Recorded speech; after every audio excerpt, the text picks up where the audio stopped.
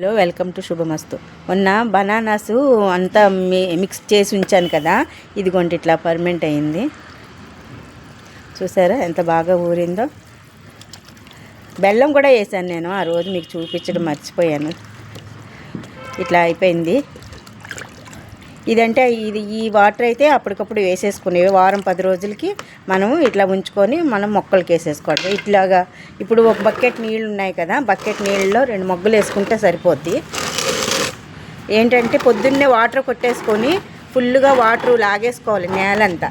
తర్వాత సాయంకాలం ఎప్పుడైనా ఈ వాటర్ వేసుకోవాలి, బనానా వాటర్. ఎందుకంటే ఆరిన దాని మీద అయితే ఎంత వేసినా పీల్చేసుకుంటుంది కదా, మొక్కకి పట్టదు.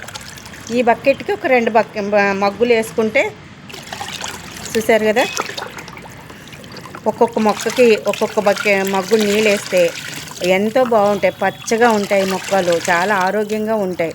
చూసారా, మనం వేస్ట్ తొక్కే కదా అని మనం తీసి పడేయకుండా తొక్కల్ని కూడా బాగా ఉపయోగించుకునేలాగా మొక్కలకి బాగా ఉపయోగం, ఆరోగ్యం కూడాను. చూసారు కదా ఎంత బాగుందో. ఇట్లాగే చేసుకుంటే మొక్కలకి మంచిది. మనం ఏమి వేస్ట్ చేయకుండా అన్ని మొక్కలకు ఉపయోగించుకుంటే ఇంకా ఏ ఫ్రూట్స్ అయినా కూడా తొక్కలతో సహా మనం వాటర్లో వేసుకొని ఉంచుకోవాలి. అది ఇంకొకటి మళ్ళీ చూపిస్తాను. మొక్కలు మాత్రం ముందు తడిపేసి ఉంచుకోవాలి, బాగా నానిపోవాలి. పొద్దున్న నీళ్లు కొట్టేశాను, మళ్ళీ ఇప్పుడు ఈ నీళ్ళు వేస్తాను అన్నమాట. అప్పుడు బాగా పడుతుంది మొక్కలకి.